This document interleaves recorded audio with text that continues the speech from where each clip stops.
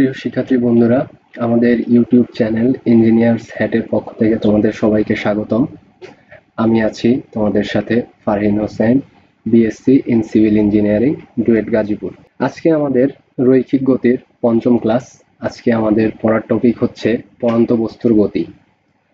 আমরা পূর্ববর্তী ক্লাসগুলোতে সাধারণত চলন্ত বস্তুর গতি নিয়ে অনেক সমস্যা সমাধান করেছি। আজকে আমাদের টপিক হচ্ছে পড়ন্ত বস্তুর গতি। তো পড়ন্ত বস্তুর গতি আর চলন্ত বস্তুর গতি দুইটার ভিতরে মূল তফাৎটা কোথায়? মূল তফাৎটা হচ্ছে, যেহেতু আমরা একমাত্রিক গতি পড়তেছি অর্থাৎ ওয়ান ডাইমেনশনাল, তাহলে অবশ্যই আমি তোমাদের প্রথম ক্লাসে বলেছিলাম যে যদি ওয়ান ডাইমেনশনাল হয় তাহলে কোনো একটা বস্তু বা পার্টিকেলের মুভমেন্ট সবসময় একটি ডিরেকশন বরাবর হবে, অর্থাৎ সে একটা লাইনের উপর দিয়েই তার চলাচল করতে হবে। পিঁপড়ার উদাহরণ দিয়ে তোমাদেরকে আমি বলেছিলাম। তো চলন্ত বস্তুর যে গতিটা ছিল সেখানে আমরা দেখেছিলাম কোনো ব্যক্তি বা বস্তু বা গাড়ি যে কোনো কিছুই তাদের নিজস্ব একটা গতি ছিল, একটা ত্বরণ ছিল। তো সেখান থেকে আমরা বিভিন্ন ধরনের সমস্যা সমাধান করেছি। তো পড়ন্ত বস্তু আমরা যদি সহজভাবে আলাদা করি তাহলে আমরা বলতে পারি যে পড়ন্ত বস্তুর গতিটা আমরা ওয়াই ডিরেকশনের মাধ্যমে প্রকাশ করতে পারি। কিভাবে? দেখো, যখন আমরা চলন্ত বস্তুর গতি বিভিন্ন সমস্যা সমাধান করেছিলাম তখন আমরা দেখেছিলাম যে মুভমেন্ট সবসময় যে কোনো একদিকে হচ্ছিল। আমরা এইভাবেও চিন্তা করতে পারি যে চলন্ত বস্তুর গতিটা এক্স ডিরেকশনে চলাচল করবে এবং পড়ন্ত বস্তুর গতিটা ওয়াই ডিরেকশনে চলাচল করবে। তো এভাবে আমরা জিনিস দুইটাকে আলাদা করতে পারি। আরেকটা জিনিস, সেটা হচ্ছে যখন চলন্ত বস্তুর গতির বিভিন্ন সমস্যা আমরা সমাধান করতেছিলাম তখন তাদের নিজস্ব সৃষ্ট একটা ত্বরণ ছিল, যেটাকে আমরা ত্বরণ বা অ্যাক্সেলারেশন বলতাম। যদি বেগ বৃদ্ধি পাইতো সময়ের সাথে তখন আমরা সেটাকে বলতাম ত্বরণ, আর যদি বেগ হ্রাস পাইতো সময়ের সাথে তাহলে আমরা সেটাকে বলতাম মন্দন। তো আমি বোঝাতে চাচ্ছি প্রত্যেকটা বস্তু বা পার্টিকেলের একটা নিজস্ব ত্বরণ ছিল, অর্থাৎ যখন সে রাস্তা দিয়ে চলাচল করছিল। আর এখানে যখন আমাদের পড়ন্ত বস্তুর বিভিন্ন সমস্যা আমরা সমাধান করব, এখানে আমাদের মনে করো যে মুক্তভাবে পড়ন্ত কোনো বস্তু তাকে যদি ছেড়ে দেওয়া হয় তাহলে তার নিজস্ব কোনো গতি বা ত্বরণ থাকবে না। তখন সেই ত্বরণটা যেটা তার উপর কাজ করবে সেটা হচ্ছে অভিকর্ষ ত্বরণ। এটাই হচ্ছে এখানকার বেসিক ডিফারেন্স, যে চলন্ত বস্তুর যে পার্টিকেলগুলো ছিল তাদের নিজস্ব ত্বরণ ছিল, আর এইখানে কোনো একটা বস্তু যদি শূন্য থেকে ছেড়ে দেওয়া হয় তবে তার উপরে শুধুমাত্র অভিকর্ষ ত্বরণ কাজ করবে।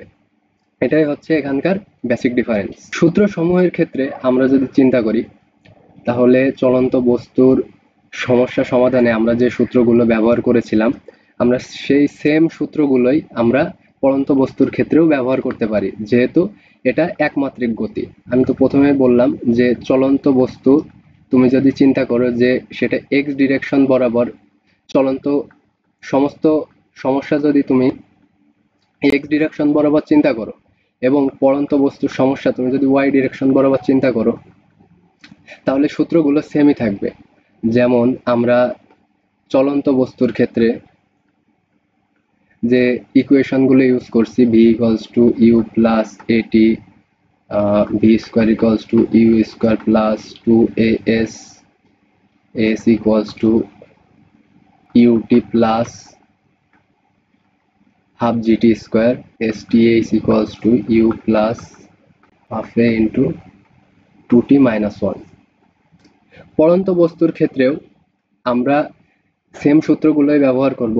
যে বেসিক ডিফারেন্সটা তোমাদেরকে বললাম যে চলন্ত বস্তুর ক্ষেত্রে তাদের নিজস্ব ত্বরণ থাকে, এজন্য আমরা এখানে ত্বরণ বা মন্দন যে কোনো কিছু একটা ব্যবহার করি।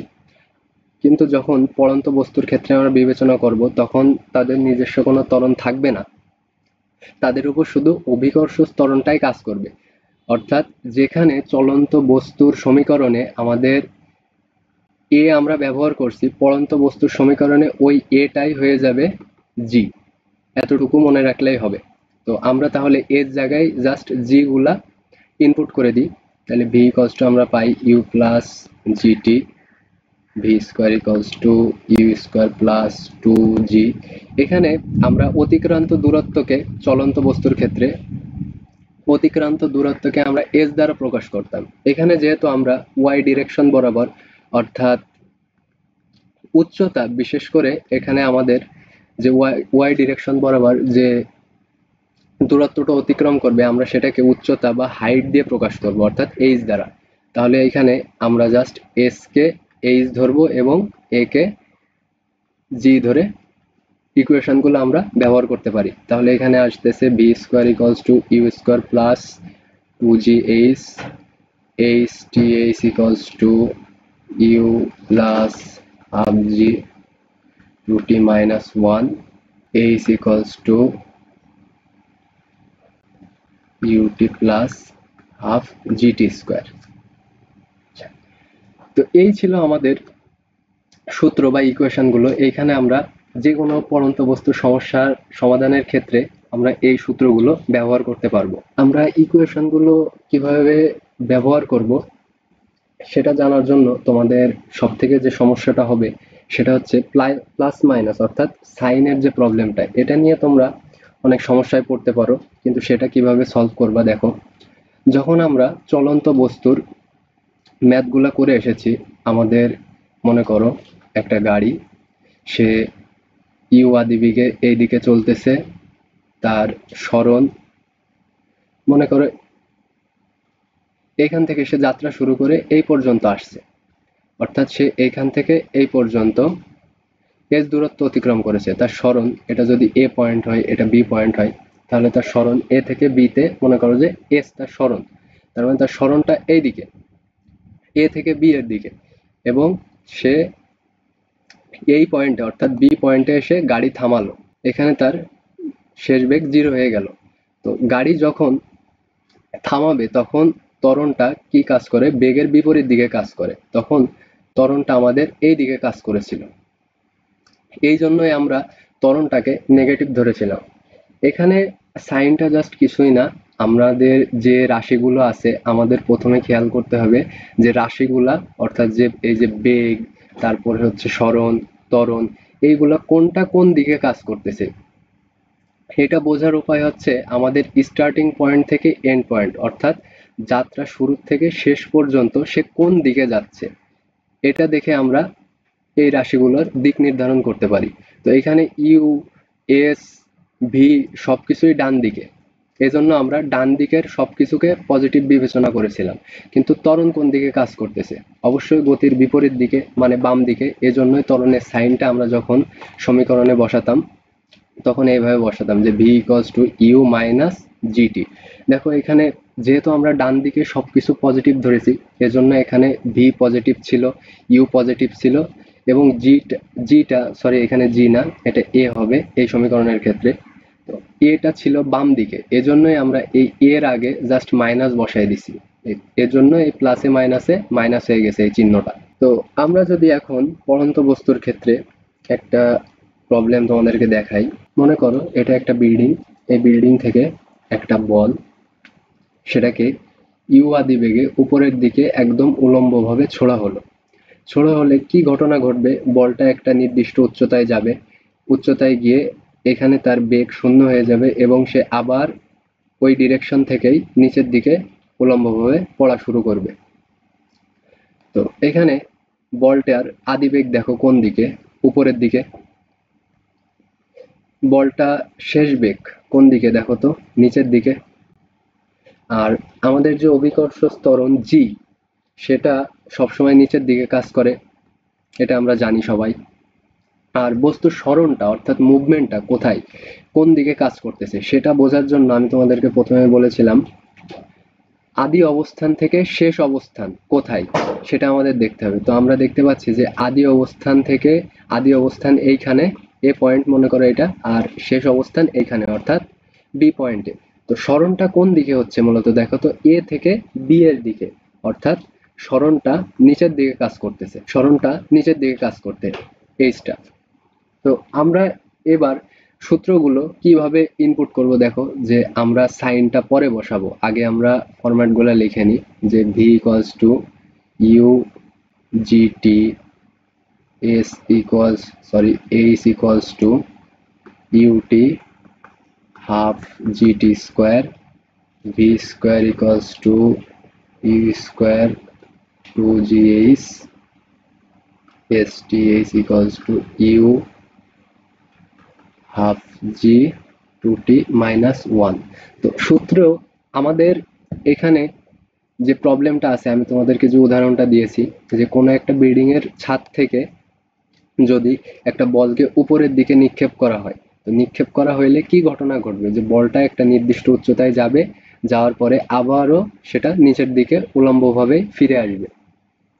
তো এখানে আমরা দেখলাম যে ইউ হচ্ছে উপরের দিকে, অর্থাৎ আদি বেগটা উপরের দিকে যেহেতু ছোড়া হচ্ছে প্রথমেই, তো আদি বেগটা তার উপরের দিকে কাজ করতেছে। কিছু সময় পরে যখন সে নিচের দিকে আসবে, অর্থাৎ ভূমি স্পর্শ করার আগ মুহূর্তে তার যে বেগটা, শেষ বেগ, সেটা নিচের দিকে কাজ করতেছে। ত্বরণ তো সবসময় ফিক্সড, অভিকর্ষ ত্বরণ নিচের দিকে কাজ করে। আর যে মুভমেন্টটা, সরণ, অর্থাৎ এইচটা, এই এইচটা আমরা দেখব যে শুরু অর্থাৎ আদি অবস্থান থেকে শেষ অবস্থান কোন দিকে যাচ্ছে। তো এখানে আদি অবস্থান থেকে শেষ অবস্থান অর্থাৎ এ থেকে বি এর দিকে, মানে এইচটা নিচের দিকে ডাউনওয়ার্ডে কাজ করতেছে। এবার আমরা সাইন বসাবো। দেখো ভি কোন দিকে, নিচের দিকে। তো আমরা সবসময় চেষ্টা করব ম্যাক্সিমাম রাশিগুলা যেদিকে কাজ করবে আমরা সেদিকে পজিটিভ ধরার চেষ্টা করব। তো দেখো আমাদের জি, ভি এবং এইচ তিনটা নিচের দিকে কাজ করতেছে। তো এজন্য আমরা নিচের দিকে যদি আমরা পজিটিভ বিবেচনা করি, অর্থাৎ নিচের দিকে আমরা পজিটিভ বিবেচনা যদি করি, তাহলে এই সূত্রগুলা কেমন আসবে। দেখো যে ভি কোন দিকে, নিচের দিকে, তার মানে ভি প্লাস, প্লাস দেওয়া যা না দেওয়া একই কথা। ইউ কোন দিকে কাজ করতেছে, দেখো তো উপরের দিকে, তাহলে ইউ এর সাইনটা কি হবে, মাইনাস হবে, মাইনাস ইউ। আর জি কোন দিকে কাজ করতেছে, নিচের দিকে, তাহলে আমরা জি এর সাইনটা প্লাস দিব, অর্থাৎ প্লাস জিটি। এবার এইচ এর দিকে, সরি, এবার এইচ এর এই সমীকরণটাতে ইনপুট করো, এইচ কোন দিকে, নিচের দিকে, তার মানে এইচ পজিটিভ, প্লাস ইউ কোন দিকে, নিচে, উপরের দিকে, তো ইউ এর আগে নেগেটিভ। জি কোন দিকে কাজ করতেছে, নিচের দিকে, তাহলে জি এর আগে পজিটিভ। ভি কোন দিকে কাজ করতেছে, উপরের দিকে, ভি কাজ করতেছে নিচের দিকে, তার মানে ভি এর আগে প্লাস। এবার দেখো ভুলটা কোথায় হয়, ভুলটা এই জায়গায় অনেকেই ভুল করে। দেখো ইউটা কোন দিকে কাজ করতেছে, অবশ্যই উপরের দিকে, তাহলে ইউ এর সাইনটা হবে নেগেটিভ। তো এখানে আমরা নেগেটিভ বসাই দিলাম। আর জি আর এইচ, দেখো জি আর এইচ দুইটাই নিচের দিকে অর্থাৎ পজিটিভ, তো এখানে আমরা প্লাস দিলাম।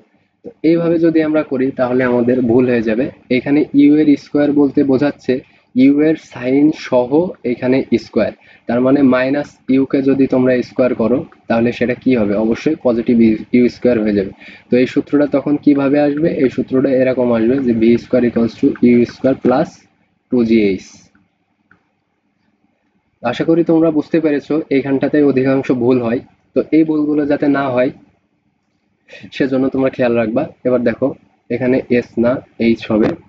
এইচ কোন দিকে ছিল, এইচ নিচের দিকে অর্থাৎ প্লাস, ইউটা কোন দিকে ছিল, উপরের দিকে অর্থাৎ মাইনাস, আর জিটা কোন দিকে ছিল, নিচের দিকে অর্থাৎ পজিটিভ, তো এখানে প্লাস। তো সমীকরণে কিভাবে তোমরা মান ইনপুট, সাইনটা ইউজ করবে, আশা করি এতটুকুতে তোমরা বুঝতে পেরেছো। তোমাদের জন্য আরো একটা কেস যদি আমি, উদাহরণ যদি আমি অঙ্কন করি, তাহলে দেখো মনে করো এটা একটা বাস্কেটবলের সেই বাস্কেট। একজন প্লেয়ার সে একটি বল এখান থেকে এই বাস্কেটের ভিতরে ফেলবে। তো ফেলার ক্ষেত্রে কি ঘটনা ঘটবে, দেখো অবশ্যই বলটিকে একটি নির্দিষ্ট বেগে সে নিক্ষেপ করবে, তার মানে এখানে আমরা বলতে পারি ইউ কোন দিকে, উপরের দিকে। এবার যখন দেখো বাস্কেটের ভিতরে বলটা পড়বে তখন কি, ভি দেখো তো নিচের দিকে না, তাহলে ভিটা নিচের দিকে। এবার আমাদের সরণ কতটুকু হচ্ছে, এটাই হচ্ছে বিষয়, বোঝার বিষয়। যদি এই টোটাল উচ্চতা যদি আমরা এইচ ওয়ান ধরি, আর এই যে বাস্কেটবলের এই যে প্লেয়ারের হাত থেকে ভূমি পর্যন্ত এই উচ্চতাটা যদি আমরা এইচ টু ধরি, তাহলে অন্য একটা কালার দিয়ে দিই, তোমাদের বুঝতে সুবিধা হবে। দেখো, তাহলে আমাদের মূল সরণ কোথায় ঘটতেছে দেখো তো, এই পয়েন্ট থেকে এই পয়েন্টে না, তাহলে আমাদের সরণ হচ্ছে এতটুকু, আমাদের সরণ হচ্ছে এই যে এতটুকু। তাহলে এই সরণটুকু আমরা কিভাবে বের করতে পারি দেখো তো, এই যে টোটাল হাইট, অর্থাৎ এই যে এই সনটা হচ্ছে টোটাল হাইট।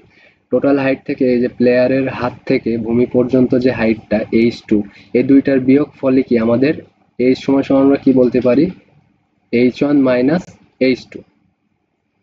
এবং এইচটা কোন দিকে দেখো তো, আদি অবস্থান থেকে শেষ অবস্থানে। তাহলে এইচটা কোন দিকে, উপরের দিকে। তো এখানে যদি আমরা ইকুয়েশনে সাইনটা বসাই তাহলে কিভাবে বসাবো দেখো, জিটি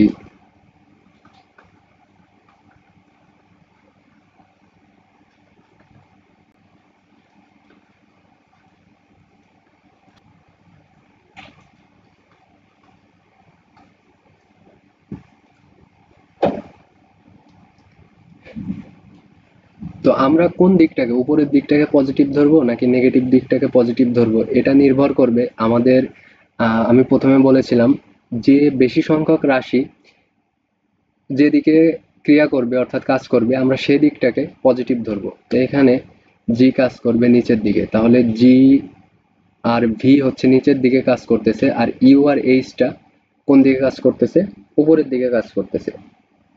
তাহলে আমরা যে কোনো একদিক আমরা ধরলাম, নিচের দিকে এবার পজিটিভ ধরি।